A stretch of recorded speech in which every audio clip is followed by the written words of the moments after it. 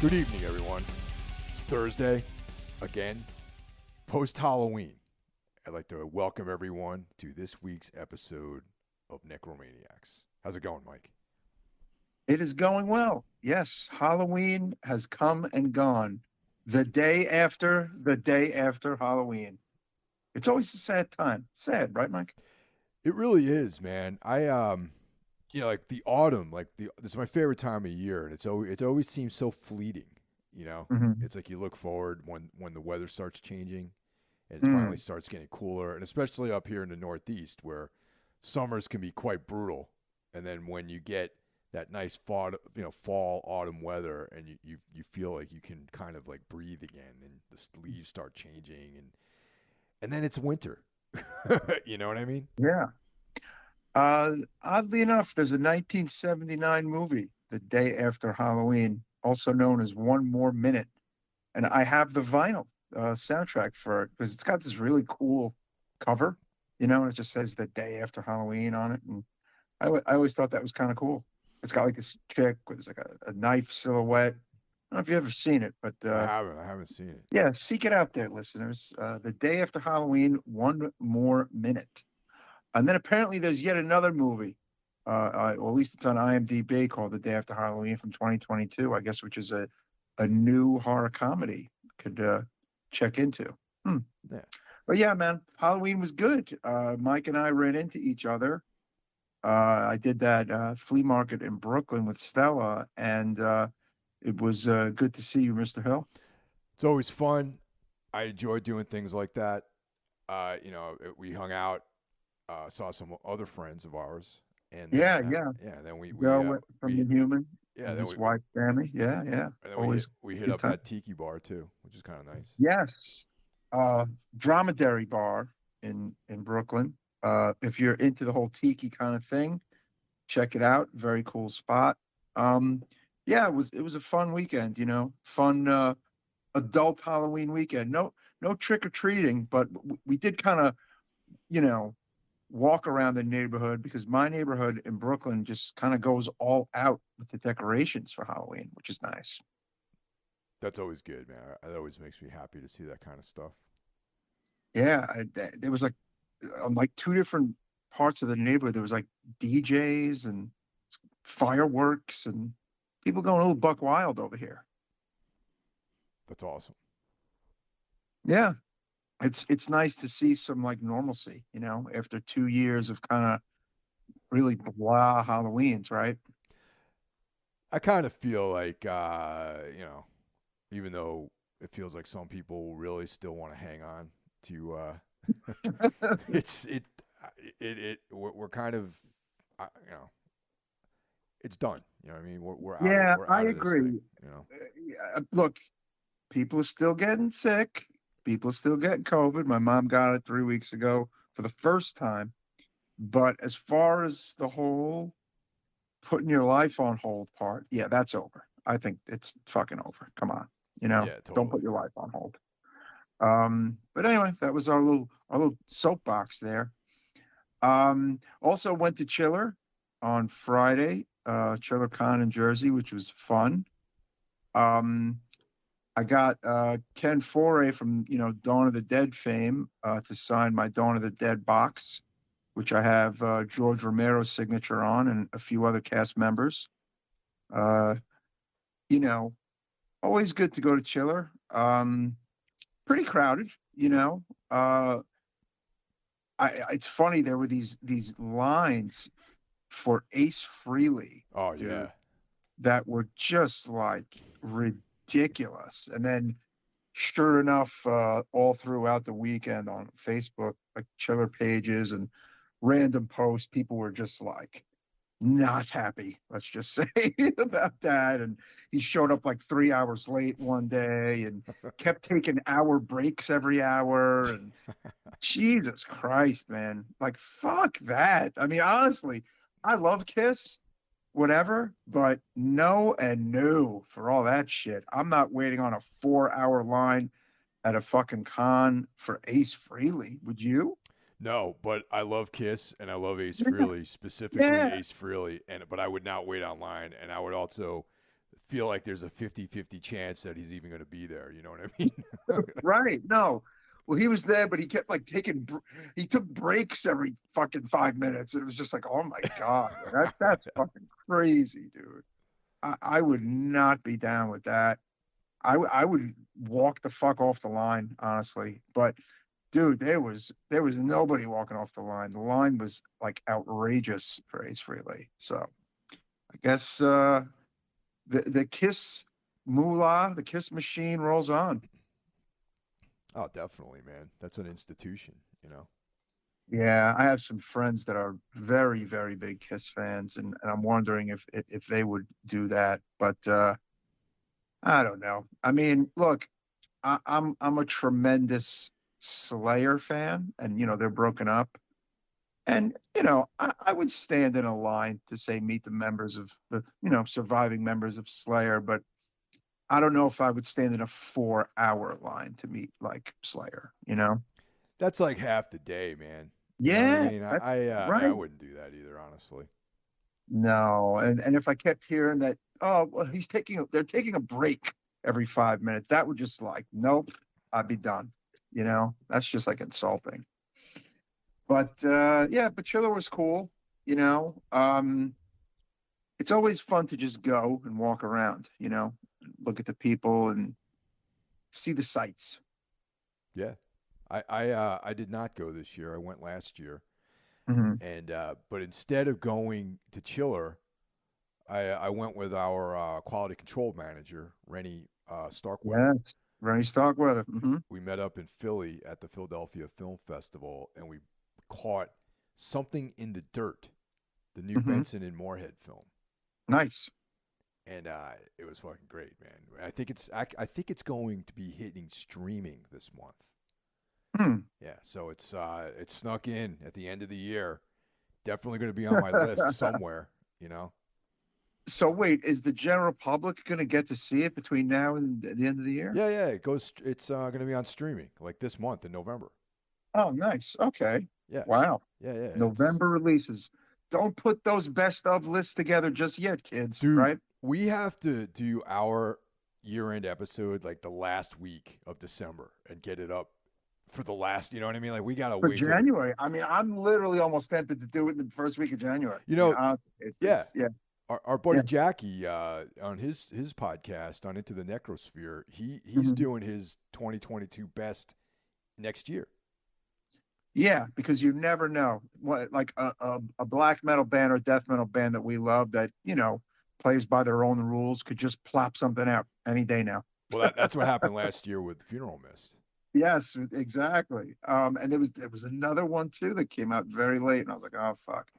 But yeah, I mean, like the new Drutka's coming out in a few weeks. The new Black Anvil comes out uh Friday, November 4th. Speaking of Black Anvil, kids, uh myself and Stella are driving up to Albany on the 4th to go see them with Dark Funeral, Immolation, and Cannibal Corpse. And John Draper is coming with us, so it should be a good time. Excellent. That's great.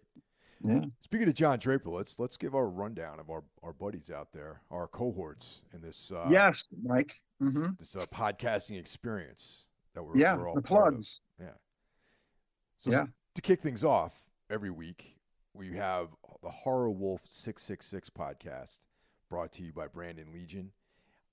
He deals primarily with interviews, and he's got old school, new school, up and comers, and the old guard on his Mhm. show. Yeah. Yeah, good stuff. And then on Tuesday, who do we got? We got Mr. Jackie Smith brings us Yeah. into the Necrosphere. That's like my only music podcast that I listen to, for real. I just wrapped up this week's episode today while working, where he talked about his thoughts about the new Dark Throne. And I myself, I don't know, man, these last few Dark Thrones are kind of depressing. But I gotta sit down with this new one and really, kind of give it the full listen, I guess. But the last one I really liked was Arctic Thunder. That That's like a 4 records ago. Yeah, that's a few records ago. I Yeah, constantly find out about new bands from listening to his show. It's really cool. I know. That's another reason you should be listening to Into the Necrosphere every Tuesday, kids. Then on Wednesday, you have the the flagship podcast, Everything Went Black, with none other than Mr. Mike Hill himself. Um, Not necessarily a music podcast. It's not a movie podcast. It can be kind of whatever Mike wants it to be, right, Mike? Yeah, it's kind of this free form, kind of like free jazz version of a podcast, I guess. Yeah, free jazz. Yeah. And then on Thursday, holy crap, you're listening to it right now.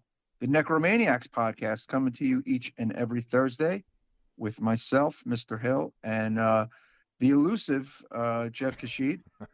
And on Friday, we have John Draper's very own uh, Break the Apocalypse podcast for your comedic needs. On Saturday, go out and have some fun. But on Sunday, Mike, we've got yet another podcast, don't we? Of course, on Sunday, the Lord's Day, Carl Hikara brings you Soul Knocks for all Yep. things esoteric and occult.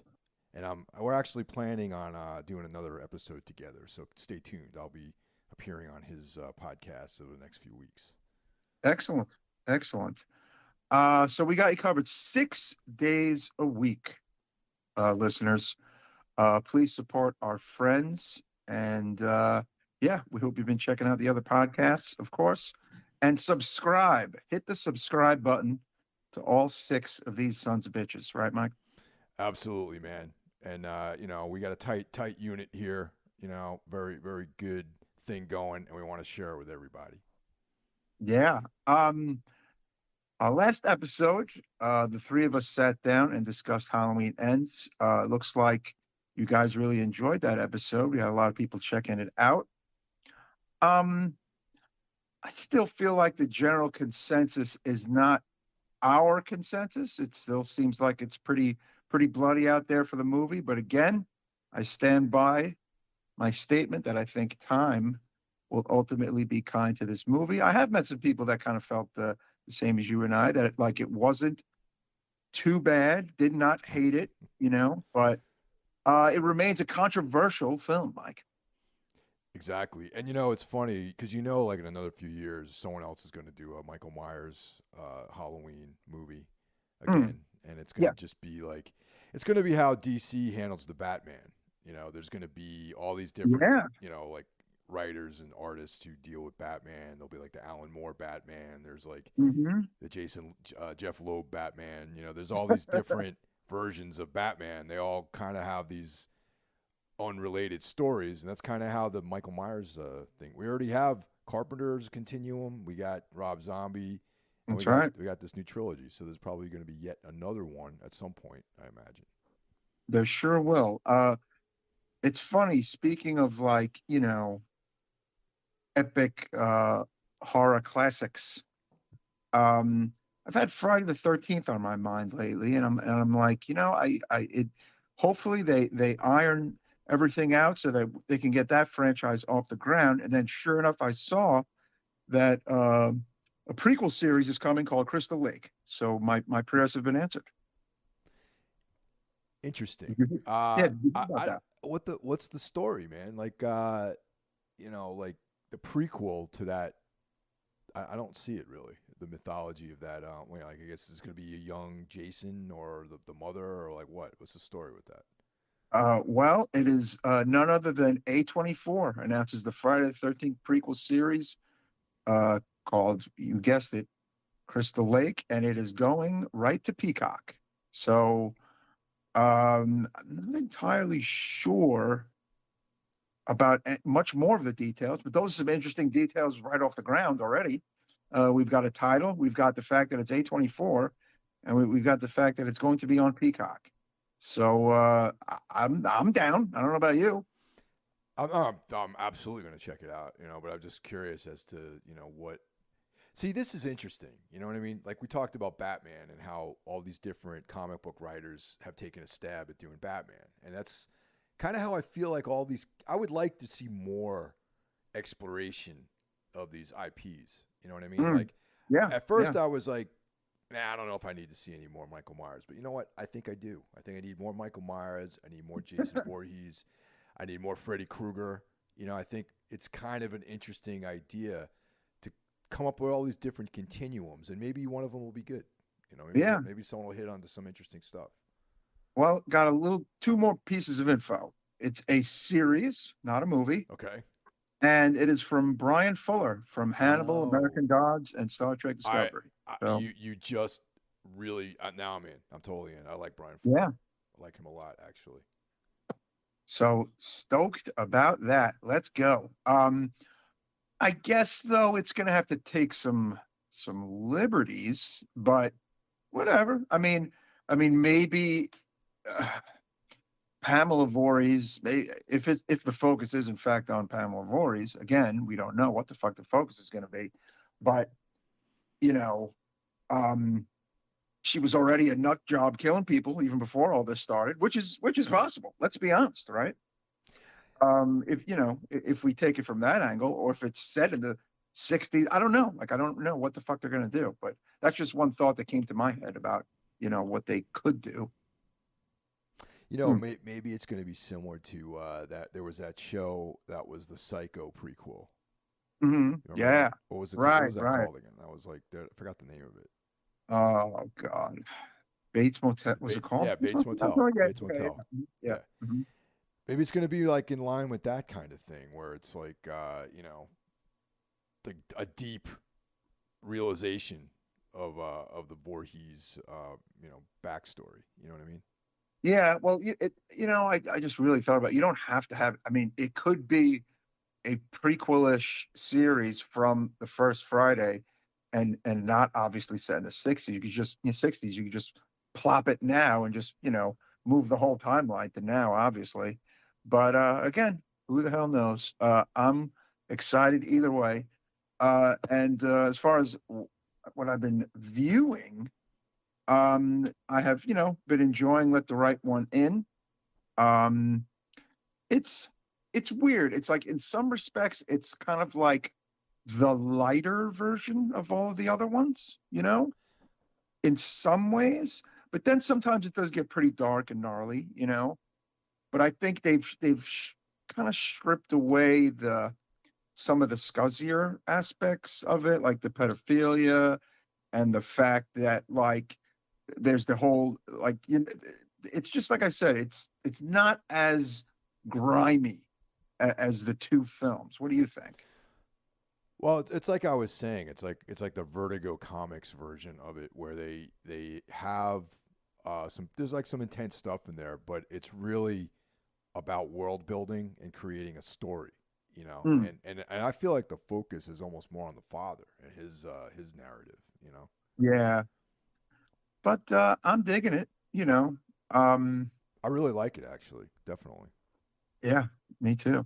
On the listening front, um, this band who's on 20 Buck Spin called Worm. Are you familiar with them? All right, there's a million bands called. Is it Worm or Wormed or Worm No, with a just Y? WORM, Worm. They're from Florida.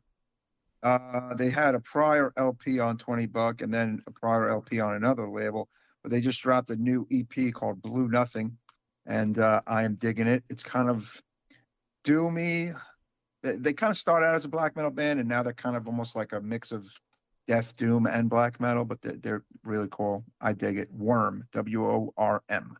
I know there are other bands. I think there is another Worm, and there is Wormed. So yeah, with a Yeah. D. Yeah, Okay. but been digging that. Um, Looking forward to hearing the whole Black Anvil. The three tracks I have been digesting are really awesome. I've been running the new Dark Funeral a lot, which I actually really like. Um, they're a band that I liked way, way back in the 90s. And then I completely fell off for a while. And then I've just kind of caught up on their last two LPs. And I think the last two LPs, We Are the Apocalypse and Where Shadows Forever Reign, are great. So been digging those. And other band, Dead Body on Closed Casket Activities. LP is called The Requiem. It's the guys from Twitching Tongues, a hardcore band, and one of the guys from, well, actually, they're both in God's Hate as well. They're brothers. They have yet another band called Dead Body. They just dropped an LP last week called The Requiem, and I'm digging that as well. What about you? As far as films go, as I mentioned earlier, I saw Something in the Dirt, which was like, Benson and Morehouse are like quickly becoming two of my favorite film producing group. I think that was great. I've been really getting into the Del Toro's curated Cabinet of Curiosities. I don't know if you checked. I gotta get to that. I gotta get to that. Yeah, two excellent standouts in that series are The Viewing by Panos Cosmatos. He's a guy that we both like. Oh man, really? Yeah, oh, dude. And then another great one is The Autopsy by David Pryor. And both of them are very awesome. They're great. They're very much in that kind of weird fiction realm too, which I really appreciate. Now, all of them are great that I've seen so far. And ironically, the disappointing one is Dreams in the Witch House adaptation, which is like one of my favorite H.P. Lovecraft stories. And who did it? Who directed that? I didn't write the guy's name down because I didn't want to really prop him up too much. But they take massive departures from the story, which is sometimes okay. I mean, Stuart Gordon did that, but he had way better results. You know what I mean? Oh wow. Yeah, not very disappointed. The Brown Jenkin character was kind of cool.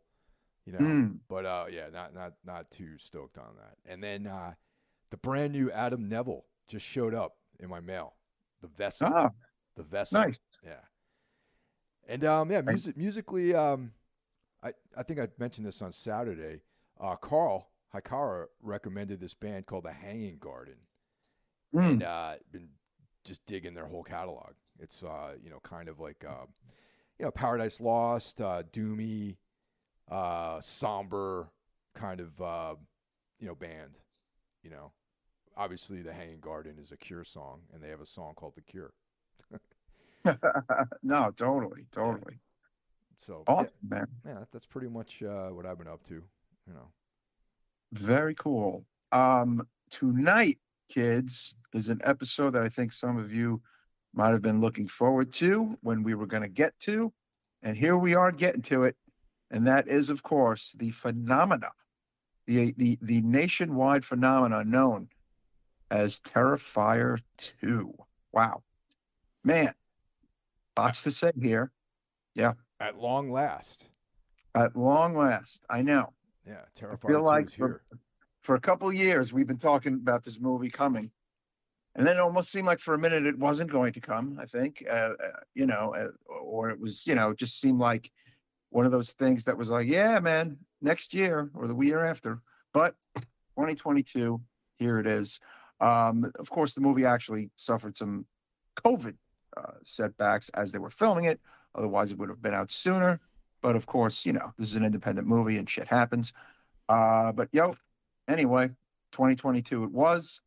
And I am going to say right off the bat, it was definitely worth the wait. Would you agree?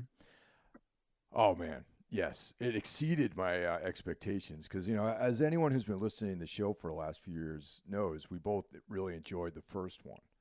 And that one predates, Jeff's involvement with the show. So that's going back a few years. Yeah, no, totally.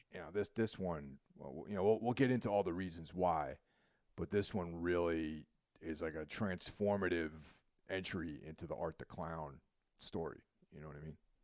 Absolutely. And yeah, I mean, it's funny. One friend of mine asked me point blank, because he just wanted to experience this in the theater. Do I need to see the first one to see this one? And my initial answer was going to be yes. And I thought about it and I was like, no, dude, fuck it. Just go see this. Like you're not going to get the chance to see something like this in a theater. So I was just like, just see this and then just see the other one when you go home or whatever, you know. Yeah, yeah. No, I mean, actually, maybe seeing the second one first will make you interested in seeing the first one, and then the shorts, and all that sort of stuff, after the fact. Right, because it's not like Halloween 1 and 2, where you, in my opinion, say you're just completely blind to both movies, you're completely foreign to both movies. Yeah, you got to see the fucking first movie. You know what I'm saying? This one is a little Terrifier. I don't know. It's a little different. Yes, there's some major things that go down, but they are kind of addressed in part two. And I don't know. I just felt like I didn't want to rob someone of the chance to see this in a theater. So I was like, yeah, dude, fuck it, go for it. No, that was good. That was definitely a good recommendation because, it's not nothing that's good. There's no deal breakers. It's not like you're going to come in and not know what the Right, story is. You know what I mean? right. Yeah. It's not that kind of series. Yeah. You know what I'm saying? It's not artsy. It's not like Game of Thrones where it's like It's like, you're killing the whole thing by going, I'm just going to watch the Red Wedding first, like yeah. that kind of deal. But yeah, exactly. Um, Damien Leone, yeah, director, writer, producer, the man behind it all. He also edited the film. And hopefully, I imagine after the success of this fucking movie, he's now a wealthy man, Mike. Yeah. Yeah. I mean, the budget, according to my research, was $250,000 on this movie. Correct. And it is currently, as of this podcast, and we're taping this November 2nd, hovering at $8 million. Excellent. That's so great, man. $8 million from 250 grand. Although I feel like it might have been, they might have spent a little more than 250, definitely not a million or anything, but I think it was a bit more because the 250 was just the GoFundMe money. So there had to have been some more money somewhere, but again, Indiegogo, I think it was. I'm sorry, money. So I'm imagining there might have been some more money somewhere, but maybe not a ton. But either way, man, even if it's like 350K, and you made almost $8 million, it's unbelievable. It is a rousing success, Mike. And also the fact probably that they were able to do it for a low budget anyway is just the tireless work ethic of Damien Leone too. I mean, he has that Black Flag, like Greg Ginn, Chuck Dukowski approach to making movies. You know what I mean? Like, it just seems like he's a can-do sort of guy, if you know what I mean. Yeah, I mean, it seems so. And you know what's weird? When you click on his name on Wikipedia, all you get is that he's a director, writer, and producer known for All Hallows Eve, Terrifier, and Terrifier 2, and Inventing Art the Clown. That's all you get. You get no info where he's from. You know what I'm saying? There's usually there's a little more, but that's all there is. Like, it's kind of funny in a way. Well, he's from isn't he from Long Island? He's a New Yorker. I know that. Believe so. Yes, I believe so. And I believe this movie was more of a New Jersey affair, but I think he is from Long Island. Yeah. I think you're right. Yes. Well, definitely some of those locations because there's a scene at QXT's in Newark, that goth club. Yes, the Goth Club. That's right. Yeah. But it's funny because I mean, honestly, remove the world from say 2 months ago, right? And the only people who know who this guy is are horror fans like you and I.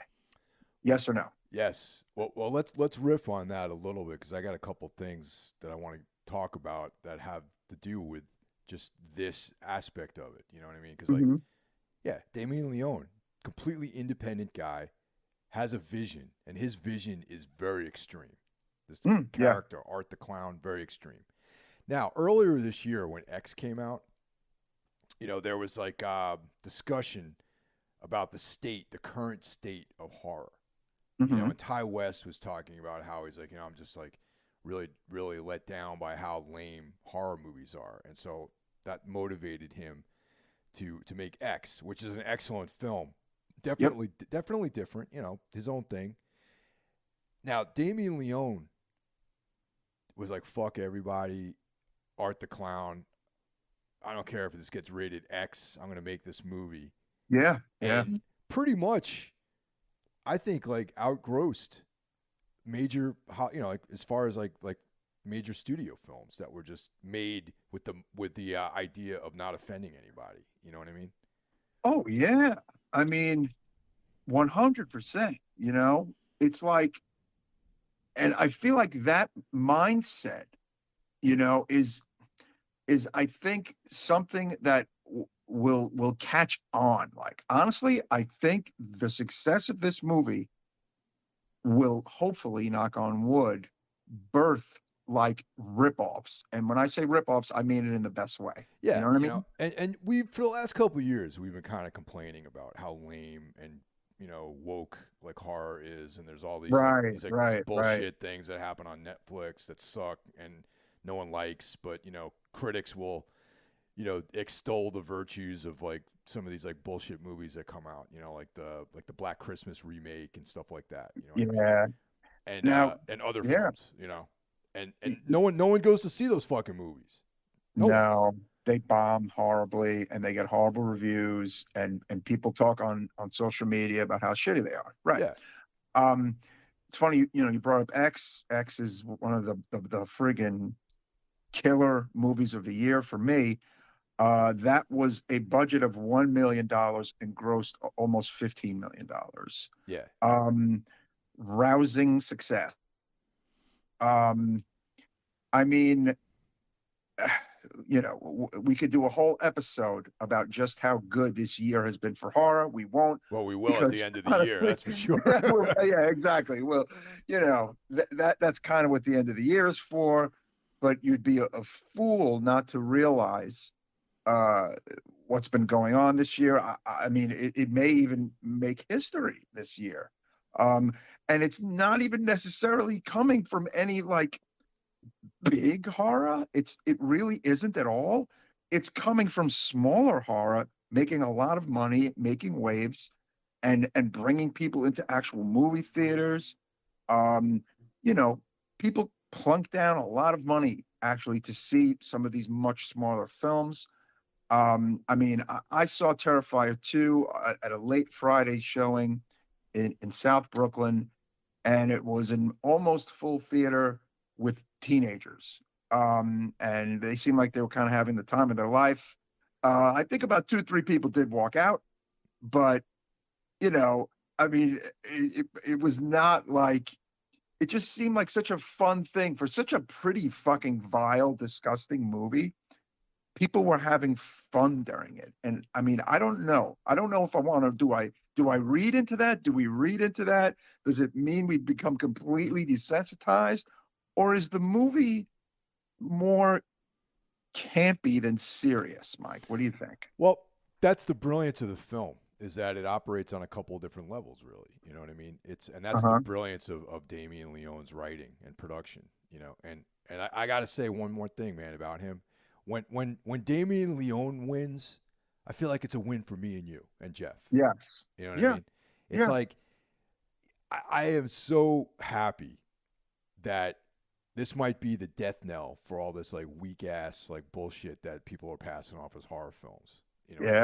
Yeah. No It one could goes be. to see those fucking movies. No one cares about No. the new Texas Chainsaw Massacre with the the fucking millennial assholes in it, or the Right. sensitive fucking Leatherface. Or no one cares. Right. No No. one likes those movies. They like this. They like dark, brutal horror. It's Mm.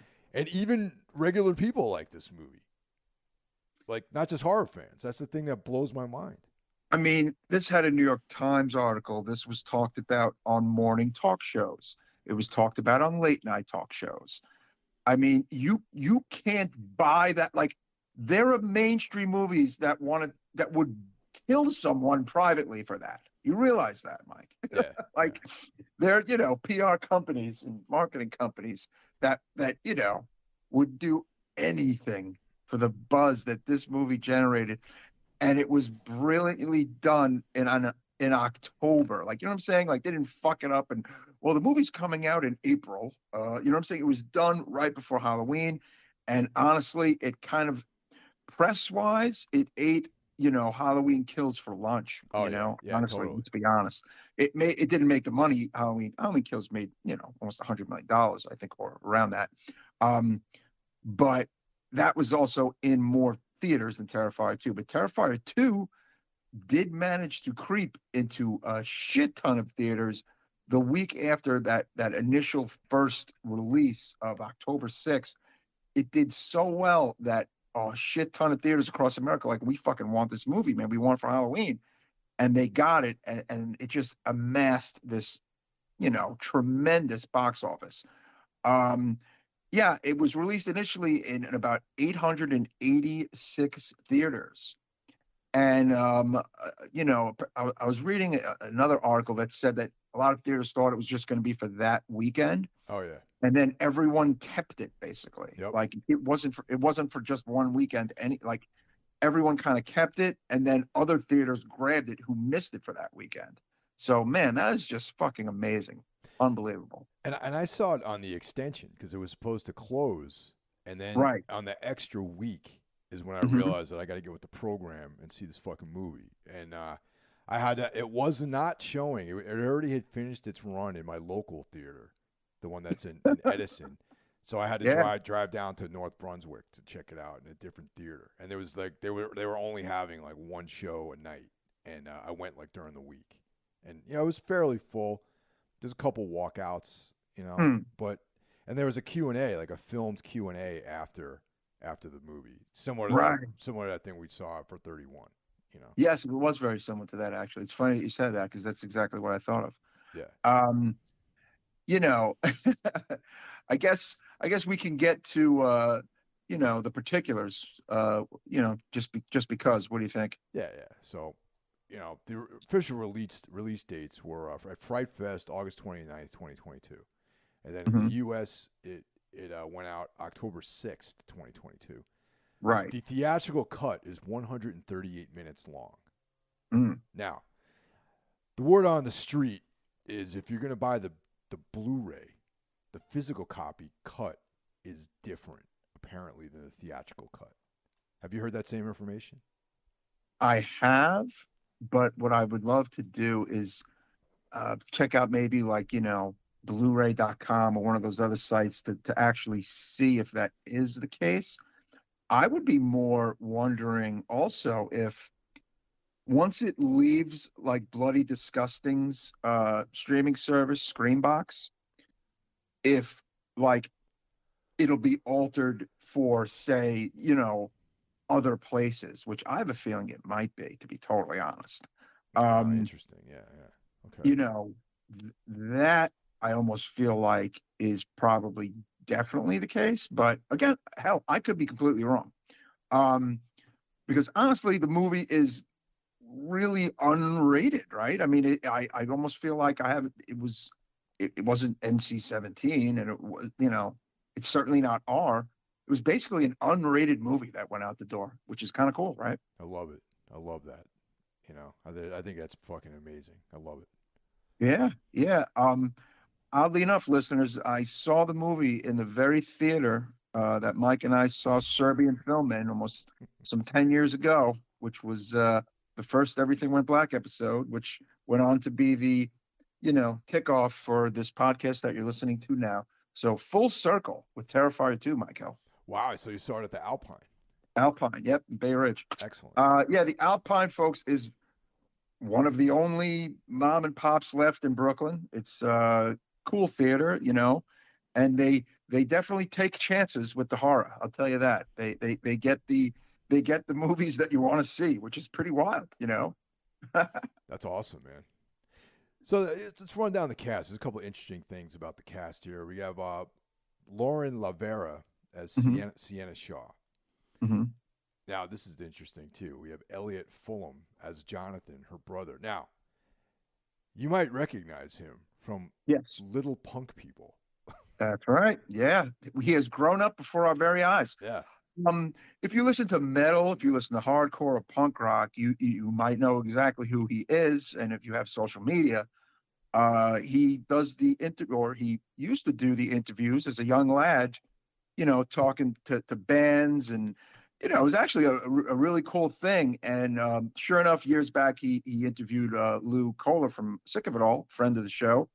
And if you were paying attention to one of the scenes in the character Jonathan's room, sure enough, he had the cover of Sick of It All's first album, Blood, Sweat, and No Tears, hanging up. Did you notice that, Mr. Hill? I did catch that. Yes. Yes, along with Merciful Fate and King Diamond and some other cool, metal stuff hanging in his room. But yeah, Elliot Fulham is now acting, and I think he did a good job. And as Art the Clown, we have David Howard Thornton. And now apparently the original Art the Clown was what the hell's the guy's name? I got it written down here. Originally it was portrayed by Mike Gianelli, who retired from acting. Apparently, that's the word about him. But Thornton did Terrifier 1, right? Yeah, but the shorts, The shorts, like got the Night Circle and All Mhm. Hallows Eve. All Hallows Eve, he got played. Yeah, he played in that. Ah, interesting, Yeah. interesting. So on the convention circuit, we could have two people as Yeah, Art the there could be two, Uh-huh. unless Gianelli doesn't want anything to do with this anymore. Exactly. Yeah. Exactly. But it's funny you mentioned after the movie that, like, the little Q&A thing where they actually showed David Howard Thornton, and yeah, he's kind of an odd looking man. He's perfect to play Art the Clown.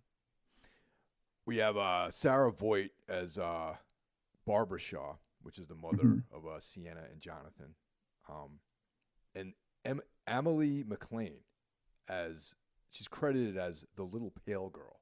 The little pale girl. All right, I got a question right off the bat about Little Pale Girl, though.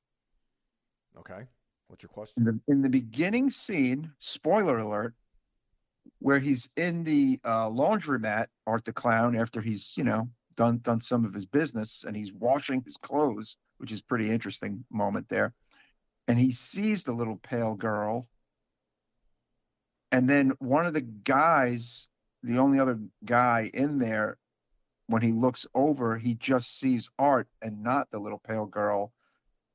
I was under the impression that the little pale girl was not real, but then there were other scenes where Elliot and Sienna saw her. So were they just kind of fucking with the audience there? Like, what was that? I'm glad you mentioned that, because I also want to talk a little bit about some of the world building here because of that very thing. Now, in the very first movie, for the most part, in Terrifier 1, it's a straight up slasher film. Yes. The guy dressed up with a clown, cutting people up. That's basically the premise. Except for, at the end, he pulls a Michael Myers. Yeah. Disappears from the morgue. Okay? In this Terrifier 2, it definitely sets it up where there's a lot of supernatural stuff going on. And I feel a lot. Yeah, like the little pale girl is almost like a ghost or like a spirit or something that's going to be later defined. Because yes, the guy in the laundromat did not see her. But Sienna and Jonathan do see her. Right. So it's not one or the other. It's like some kind of spirit or ghost or supernatural being. That's my take on it. And then again, getting to the supernatural aspect, the whole story of the father of Sienna and Jonathan, who has killed himself, who was an artist and apparently had drawn Art the Clown, and they don't explain like why, like how all that ties in is not 100% explained. Do you agree? It's not explained, but No. it's definitely an influence, because there's a couple things going on in the film that I think we can talk about without blowing the whole wad here. You know what I mean? No, yeah. I mean, I do think, look, there's a part three coming and apparently a part four coming. So, because they said something to the effect is that they don't want part three to be as long as part two because they kind of, two was a little long, and they kind of, it's not that they regret that it was too long, but it won't be as long. Um, and they do need to explain a lot, I feel like, but that's fine because, hey, man, I'll be there for part three and four. Don't get me wrong. But I do want to know a lot more because at one point I was thinking, oh my God, Art is their father. And then it was like, oh, no, no, no, he's not their father.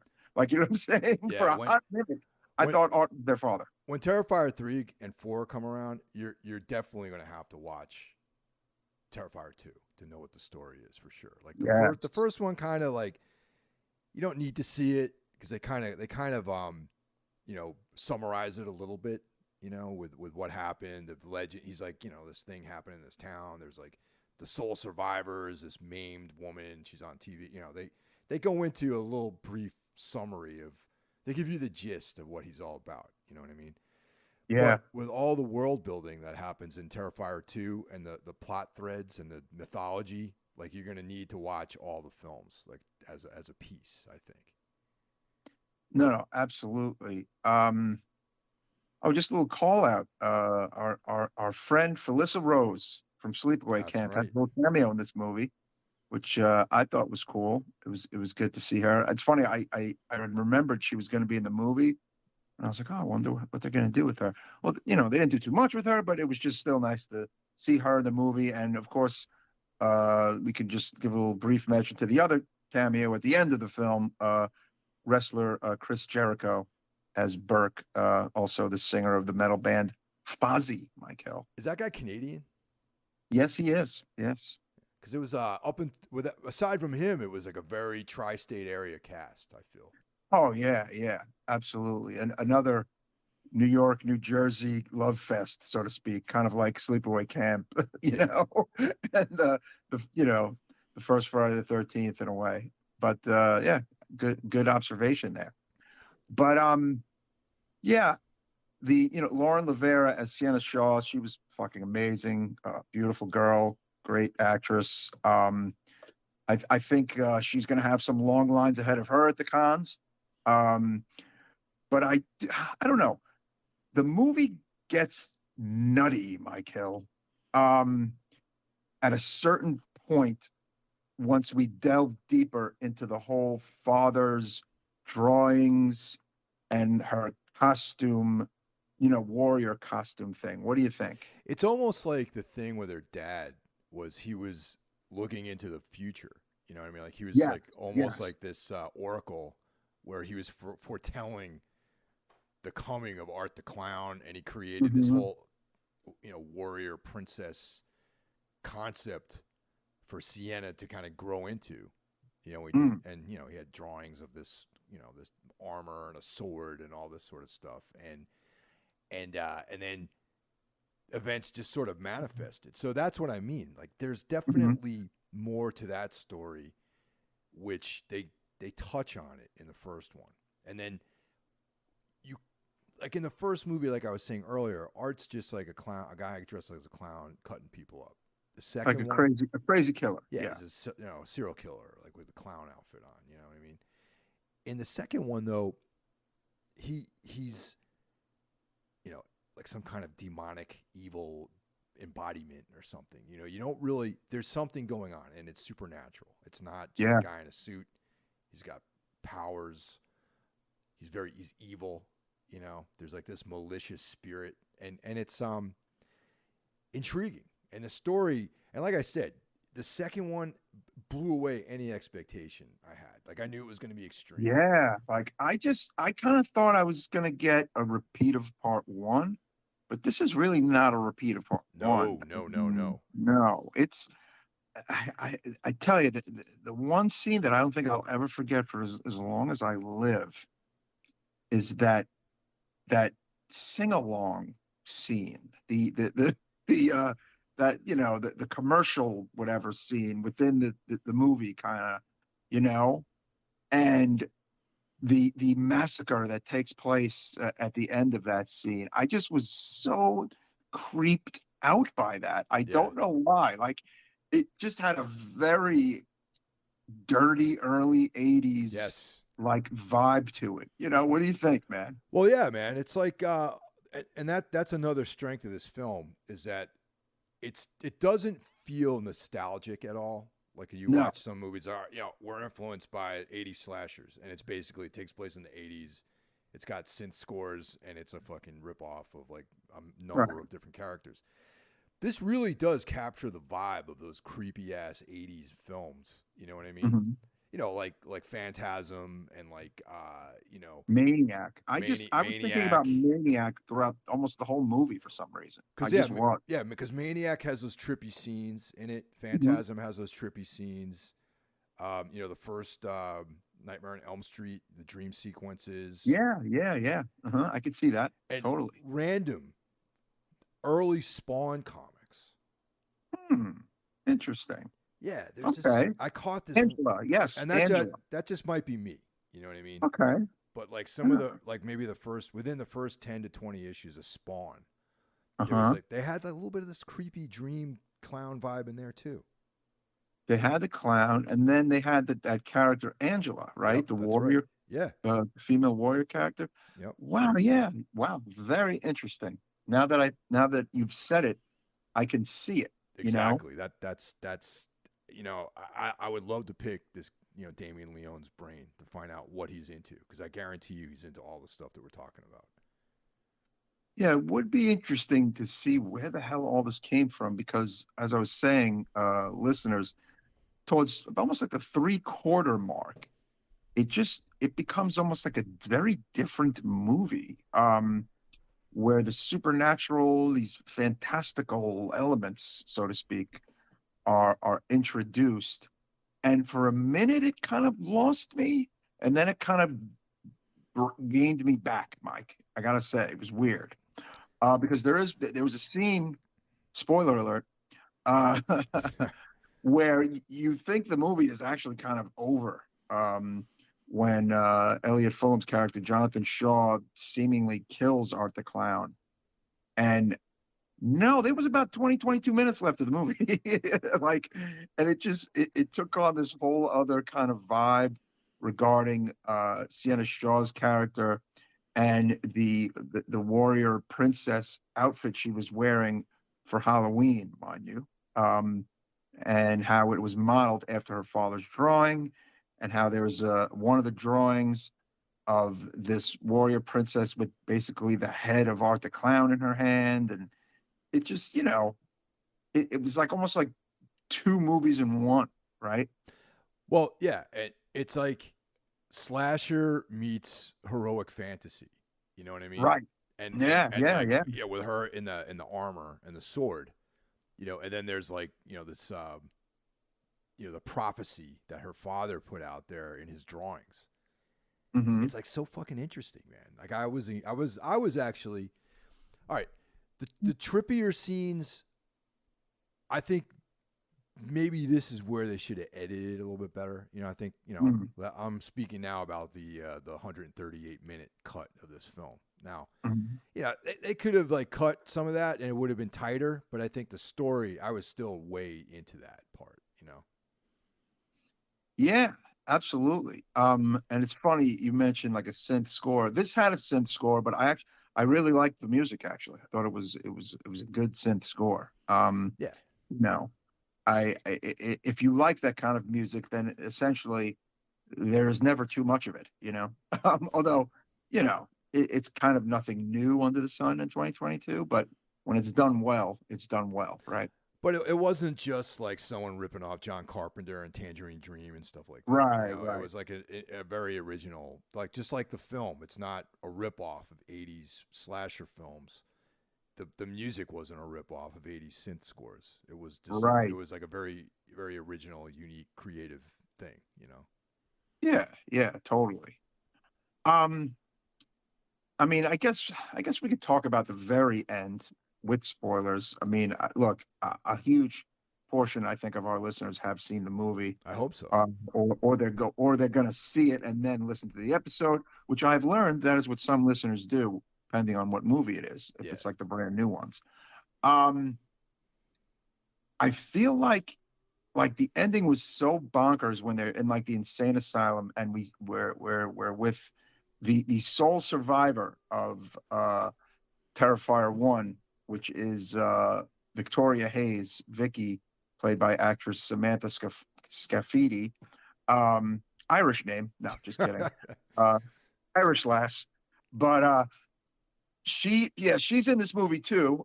She has this fucking horrific, mutilated face. I mean, I don't know. How can you even describe that face, Mike? Oh, dude, it's horrific. It's like the thing of nightmares. Yeah, it really is. It was kind of difficult to look at, honestly. Um, she's like, writing on the walls and just, apparently she looks like she's like pregnant, and she kind of gives birth to Art the Clown, so to speak, again, because prior to that, Art is in fact decapitated by Sienna, but the head is kind of stolen away by the little pale girl who just kind of disappears off into the night with the fucking head. So yeah, the movie gets a little nutty. But I love that part of it, man. You know what I mean? Mm. I really, really that's like the things I love the most about this movie is because any of the ripoffs, like any of the '80s nostalgia ripoffs, don't go there. They don't fuck like that. Like, you know what I mean? Like No. this is like, you know, far out shit, and that's what I really appreciated about this movie. And I think it solidifies that, yeah, the art is supernatural, and B, he can't be killed, possibly. That's what I think it says. No? Yeah, I mean, and that just opens up for the for the second and the third and the fourth installment of this saga. Which I hope we get a you know a fairly solid art backstory, and then more about you know Sienna and Jonathan's father and that whole deal. Because I mean that's super interesting, to me. Shout out to Kaylee Hyman as Brooke, Sienna's best friend, for portraying a New Jersey lady, um, even though she's from Los Angeles. I looked her up like on IMDb, and sure she's from Huh. LA, and I picked her as being someone from like Bergen County or something. You know Oh what I my mean? God. Yeah. No, wait, is that the one who gets the really horrific death? Like with like, you know. Oh well, there's a couple of really horrific deaths. Her and her boyfriend get killed in the car. Oh, okay, okay, different one. She's not from She's not Jersey? from Wow, Jersey. that's crazy. Oh, okay. I would have thought she was from Jersey. I was referring to the other one who gets killed in like the bedroom and is scalped and like Dude, fucking that. Oh my God. I was just like, I think that was one of the harshest scenes in the movie. But the most heartbreaking death is the death of Mom. Would you yeah, agree? I would agree. I was hard. That was a heartbreaking death. Kind of a shocking death too. uh, what do you call it? Barbara Shaw, played by actress Sarah Voigt. Yeah, very, animatronics. When was the last time you saw animatronics in a movie? been a minute. Been a minute. There's no fake ass looking synthetic CGI blood in this movie. None at all. You know. Practical effects. I mean, I'm sure if there was any CGI, it was very minimal. I mean, that stuff's not cheap to do. Number one. Yeah. But yeah, I mean, animatronics. You get an animatronic callback in this film. Oh, totally, totally. What was there things that you might not have liked about the movie? The one criticism I have, and in the moment, I didn't really feel this. It's only when I reflect back on it that I feel like it was a little long. You know what I mean? Hmm. And not Yeah. not so much that the length of it bothered me, because when I was having a blast watching it, and and yeah, it's the Ben Hur of slasher films. You know what I mean? Hmm. However, just as like a film, they could have tightened up some of the scenes. There could have been some things shaved just to make the story move a little bit more. You know what I mean? Like we were talking about how when the heroic fantasy chapter started, that stuff could have been shaved down a little bit, tightened up, Yeah. things like that. But other than that, they're really That's my only criticism of this movie, really. Yeah, me too. I mean, a bit about the length, and then I just think, um, I don't know. Something to keep in mind is that as great and fun as this is, it's it's not X, it's not Men, and it's not Barbarian. You know what I'm saying? It's more over the top. It's more. I'm using the word camp, and I don't know if it even applies 100%, Mike. I feel like it does apply a little, but it's more midnight movie-ish almost at times. What do you think about that? Like it? I would say it's more of like a midnight movie. I mean, yeah, Yeah. sure. There's a little campiness to it, but not. That's not even that word doesn't really capture the vibe. You know what I mean? No, It's an no. extreme, over the top, It is extreme. Yes. but not extreme the way like Fred Vogel's films are extreme, where like Right. you want to like you don't want to even want to watch the movies anymore. But it was like Yeah. it's extreme and like they do not shirk away from violence or gore. But and it's ironic to even say, but it's done tastefully. Where Fred Vogel's stuff is not very tasteful. You know what I mean? Right. This isn't August Underground. No. It's not Slaughtered Vomit Dolls. Yeah. It's not Atroz. Oh. It's not like a movie that it's not a movie that you're going to need a shower after. How about No. that? I No. don't think it Exactly. is. I Yeah. think it's a little more fun, even though it is extreme fucked up horror. Um, you know, hell, they're more like, like Gaspar No movies, I think, are actually quote worse than this. You know what I'm saying? And I don't mean worse. I don't mean bad. I mean worse as in OTT, kind of like I need to take a shower. I need to go see a therapist. Right. Um, like this is like close, but no cigar in that regard. But it is hyper violent, and but it's kind of more fun than that.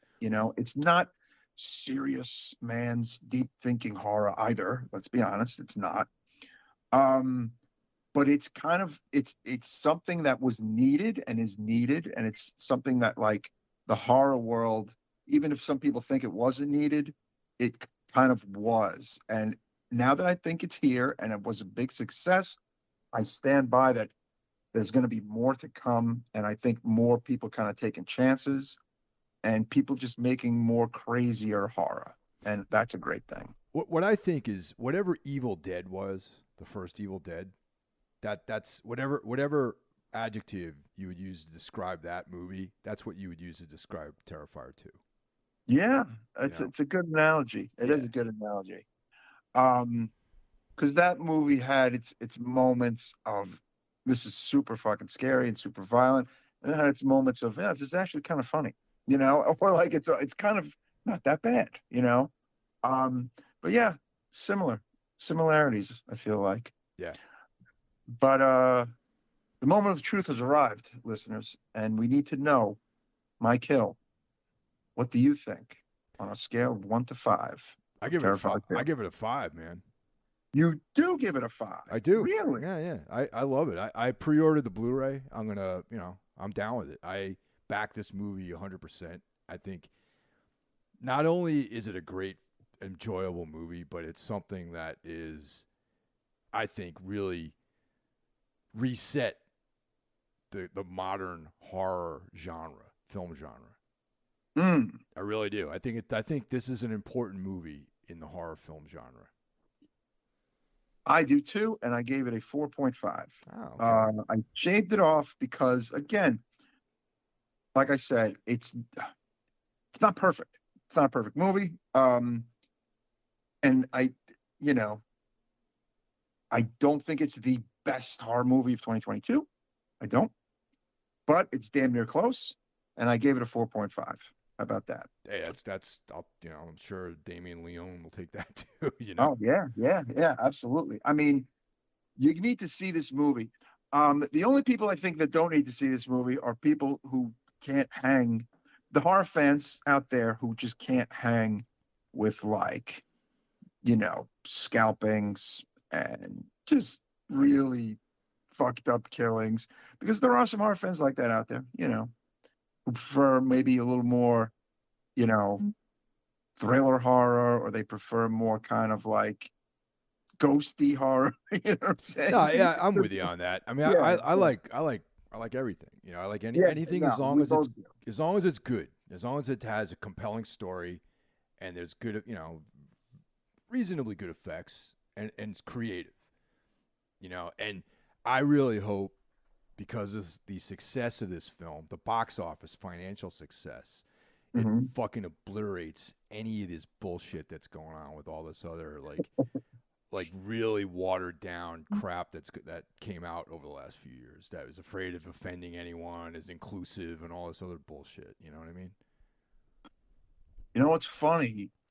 I bet you somewhere someone filmed them is having a conversation going, how do we get our Terrifier 2 next year? I'm sure they You know do, what I'm man. I'm sure there's going to be a lot saying? of pale, like some major studio is going to try to make a film like this and it's going to fail, and then some other like weirdo out in the far recesses of society is going to make another excellent film like this, and they're going to be successful because of it's the same deal, man. It's like when you get too many people involved, it just gets fucked up. I mean, Damien Leone, this is his fucking movie, man. It's his vision. You need a visionary. You need to be a visionary to make this kind of movie. It can't be made by committee. You know what I mean? Yeah, yeah. I mean,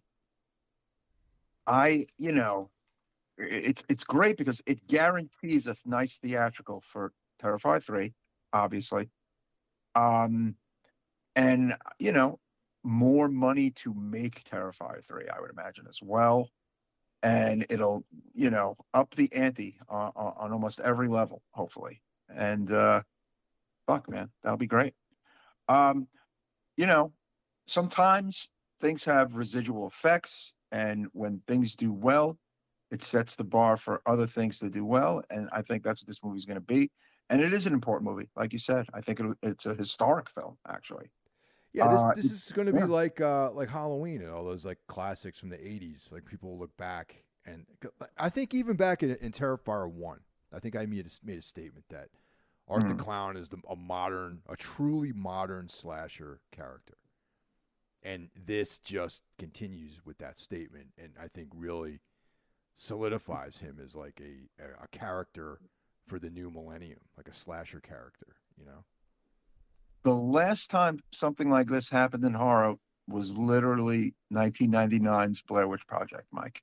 You Yeah, know, yeah, no, it was the last time, like, where people were bugging out and they had to see it. And you know what I'm saying? It was like, I can't think of anything else unless we're both wrong. Well, listeners, keep us honest.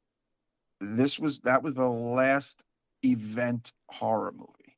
And that's fucking 20 years. It's a long time, more than 20. Yeah. yeah. Even paranormal activity didn't have the same buzz as Blair Witch Project. Came close. Came close. Okay, that would Yeah, be yeah. I would say the first Paranormal Activity was very buzzy, and it did very well, and was made for pennies. So, and that's a minute ago. So it seems like it takes a good chunk of time for something like this to happen. but you are right about the whole atmosphere surrounding Blair Witch Project and the vibes surrounding Terrifier 2, where like Blair Witch, I mean, in the office that I worked in back at when that came out, like people that didn't even know about horror films were talking about it. They were like, oh, Yeah. people say it was real, and it's like it created like that fantasy around it. Just like I think in Terrifier 2 there's a little bit of the fantasy of people throwing up and stuff like that, and I don't know if that actually happened, but maybe it did, maybe it didn't, but it created this environment like around the movie. It's funny when people were watching Blair Witch Project and whatever, and were confused about if it was real or not. And then it was like, it dawned on me. I was like, confused about if it's real. It has the name of the cast in it. It has the director, the writer, the cast.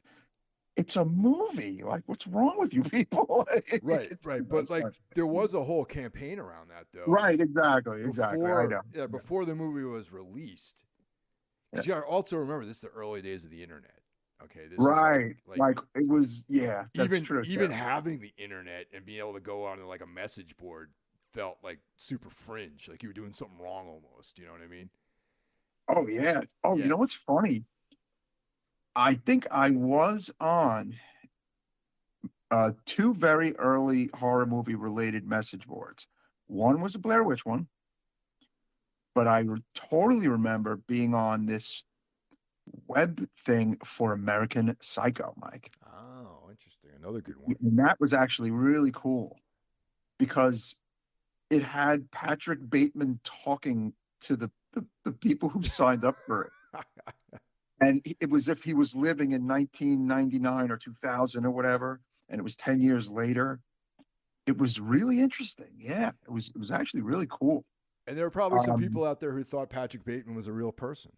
Yeah, maybe they did. Maybe they did. You know? Exactly. Yeah. That was a fun time. Wow. So yeah, obviously, listeners, look, you kind of don't even need us to tell you to see the movie, if you haven't already, of course. But a lot of fun to see in the theater. Not sure of its current whereabouts theater-wise post Halloween, but if it's still playing and you haven't seen it in a theater, go see it in a theater. If not, get the Blu-ray. It is now, I believe, showing just on Screambox, which I do not have because I'm not paying for yet another streaming service, but that's okay. You can if you want to. I am not going to do it. Yeah, definitely, man. The more the merrier. You know, I mean, I too do not have Screambox, but you know, hey, do what you feel. Do what you feel. So yeah, another episode in the books, as they say. We got Barbarian coming soon, right, Mr. Hill? That'll be me and Jeff. Yeah, and that'll be next week's episode. We're talking about Barbarian, and that's. I'm sure everyone knows that is another movie that everyone's talking about. So we're going to talk man. A lot of people were very stoked that actually was on HBO Max. Like, people didn't know where they could see it. And then it's like, nope, fuck, HBO Max has it. Hell yeah. So I got to say, I have not seen anyone say they don't like it. Like, not one person, honestly, like on social media. So that's got to be a good sign. Oh, yeah. So, yeah. Alrighty. Thank you all for listening. Again, be sure to subscribe. Be sure to check out our fellow podcasters of the apocalypse. Right, Mike? That's right. And every day, 6 days every a week. day, all day, every day. And we will see you all next time. Take care, guys. Have a good night. Bye-bye.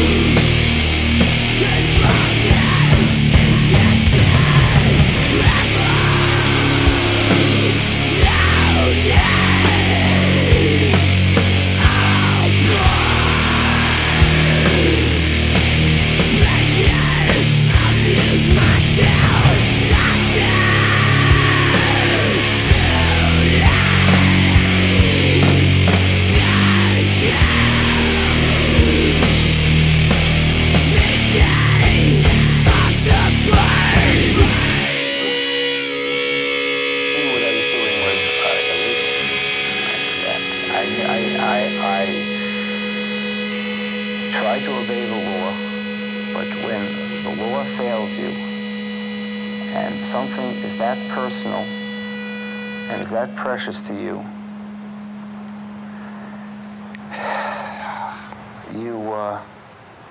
you give up on the law. You say, to hell with the law. The law doesn't count anymore. You've got to try to do something, anything.